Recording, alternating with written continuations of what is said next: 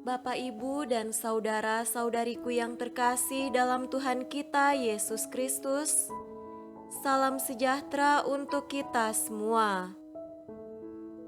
Berkat Allah yang Maha Kuasa senantiasa menyertai kita. Marilah kita mendengarkan dan merenungkan bacaan-bacaan kitab suci hari Jumat tanggal 22 April tahun 2022. Bacaan pertama dari Kisah Para Rasul pasal 4 ayat 1 sampai 12. Ketika Petrus dan Yohanes sedang berbicara kepada orang banyak, mereka tiba-tiba didatangi imam-imam dan kepala pengawal bait Allah serta orang-orang Saduki.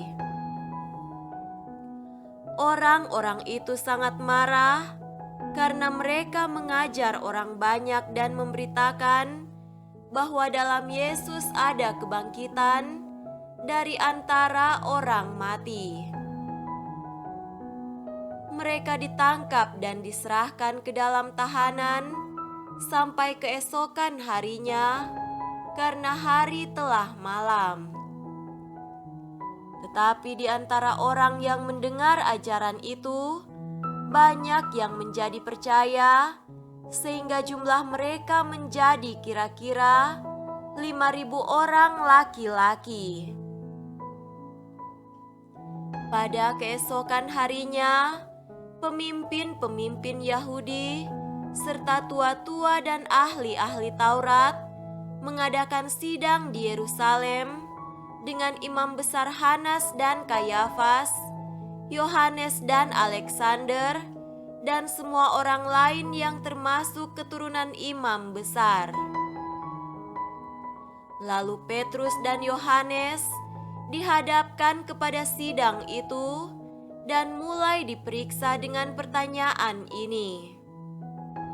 Dengan kuasa manakah atau dalam nama siapakah kamu bertindak demikian itu?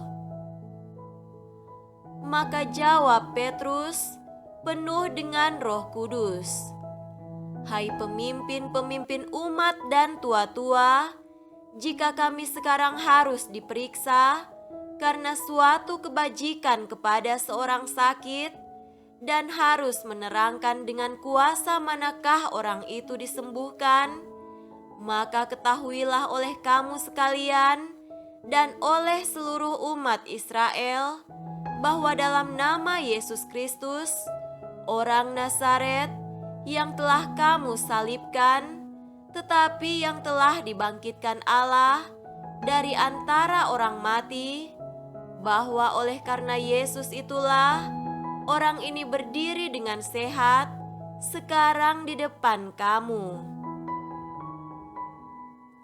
Yesus adalah batu yang dibuang oleh tukang-tukang bangunan, yaitu kamu sendiri, namun ia telah menjadi batu penjuru. Dan keselamatan tidak ada di dalam siapapun juga selain di dalam Dia, sebab di bawah kolong langit ini tidak ada nama lain yang diberikan kepada manusia yang olehnya kita dapat diselamatkan. Demikianlah sabda Tuhan. Syukur kepada Allah. Semoga Tuhan beserta kita sekarang dan selama-lamanya. Inilah Injil suci menurut Yohanes. Dimuliakanlah Tuhan. Injil Yohanes pasal 21 ayat 1 sampai 14. Kemudian Yesus menampakkan diri lagi kepada murid-muridnya di pantai Danau Tiberias, dan ia menampakkan diri sebagai berikut. Di pantai itu berkumpul Simon Petrus, Thomas yang disebut Didimus, Natanael dari Kana yang di Galilea, anak-anak Zebedeus, dan 2 orang muridnya yang lain. Kata Simon Petrus kepada mereka, "Aku pergi menangkap ikan." Kata Yesus kepadanya, "Kami pergi juga dengan engkau." Mereka berangkat lalu naik ke perahu, tetapi malam itu mereka tidak menangkap apa-apa. Ketika hari mulai siang, Yesus berdiri di pantai. Akan tetapi murid-murid itu tidak tahu bahwa itu adalah Yesus. Kata Yesus kepada mereka, "Hai anak-anak, adakah kamu mempunyai lauk pauk?" Jawab mereka, "Tidak ada." Maka kata Yesus kepada mereka, "Tebarkanlah jalamu di sebelah kanan perahu, maka akan kamu peroleh." Lalu mereka menebarkannya, dan mereka tidak dapat menariknya lagi karena banyaknya ikan.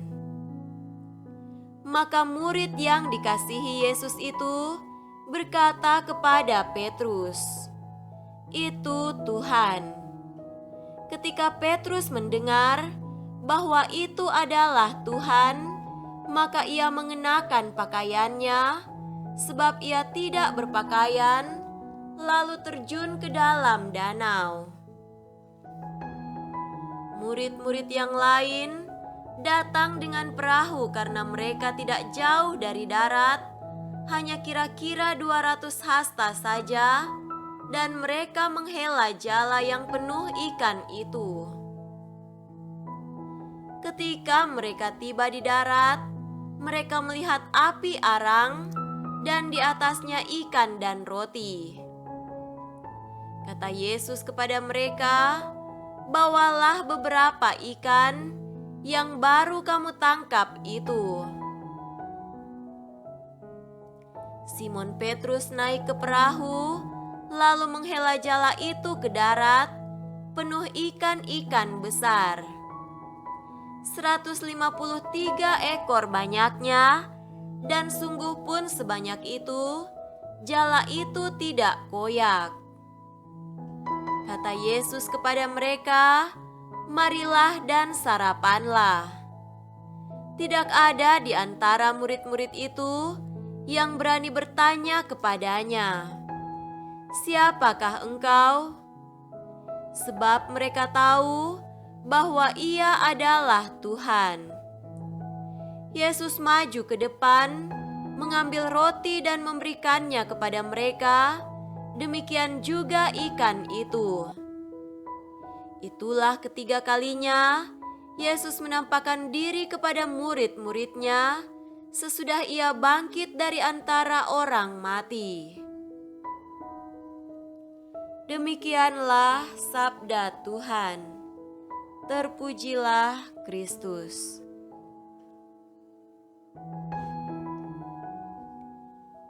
Saudara-saudariku yang terkasih dalam Tuhan kita Yesus Kristus, tema renungan kita pada hari ini adalah cinta yang setia. Inilah penampakan ketiga menurut Injil Yohanes. Para murid berada di Galilea, dekat Danau Tiberias, tempat dulu mereka berkenalan dengan Yesus dan mulai hidup baru bersama Dia. Kegiatannya pun sama, yakni menjala ikan. Apakah mereka, Petrus, Yohanes, dan kawan-kawan yang lain ingin kembali ke kehidupan yang lama? Rupanya tidak. Sebab Yesus yang telah menjadi sabda kehidupan kekal mereka ternyata mengunjungi mereka. Lihatlah cara Yesus menyapa mereka, "Anak-anak, adakah lauk pauk pada kalian?" Ini sungguh sapaan istimewa. Jarang Yesus menyebut mereka anak-anak. Mungkin satu kali saat perjamuan. Justru karena jarang, sapaan ini menjadi istimewa. Kita ingat di salib, Yesus menyerahkan muridnya kepada Maria dengan berkata, "Ibu, inilah anakmu." Murid-murid memang selalu perlu didampingi dan dikuatkan. Dalam arti tertentu, mereka pantas disebut anak-anak. Jangan heran, sebutan ini memang dipakai dalam Injil. Orang-orang yang percaya kepadanya disebut anak Allah. Dalam peristiwa kebangkitan, sebutan ini menjadi nyata, bukan hanya sebagai gelar, tetapi merupakan tanda kasih dan perhatian penuh dari Yesus. Iman mereka pun tumbuh kembali. Bayangkan situasinya begitu menggembirakan, yakni Petrus melompat ke danau, yang lain mendayung sambil menyeret jala yang penuh. Dan di darat, mereka disambut Yesus dengan sarapan pagi yang enak dan hangat. Saudara-saudariku terkasih, di hadapan Yesus, kita dicintai sebagai anak-anaknya.